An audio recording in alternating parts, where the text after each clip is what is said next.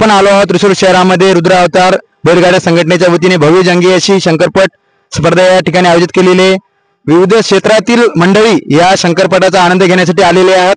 तिथे आपल्या सोबत आहेत सर, आपलं नाव? दीपक दत्तात्रय सोनूने। सर, इथे शंकरपटासाठी तुम्ही बघण्यासाठी आलेले, नेमकं काय वाटतं तुम्हाला? एक चांगल्या पद्धतीने हा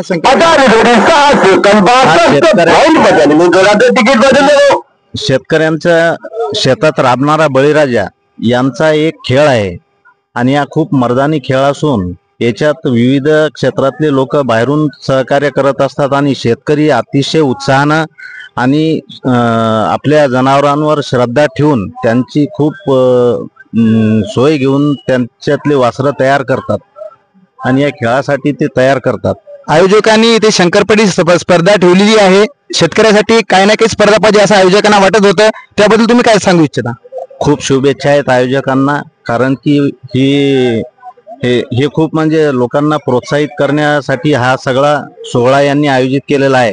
त्याबद्दल खरंच त्यांचे मनापासून आभार मानतो, त्यांना शुभेच्छा आहेत। अशा प्रकारे विविध क्षेत्रातील मंडळी या ठिकाणी आलेले आहेत। महाराष्ट्र मीडिया प्रत्यक्षात आपल्यासोबत, मी तालुका प्रतिनिधी धनंजय मातकर सोबत, कॅमेरामॅन विशाल जमदारी सोबत।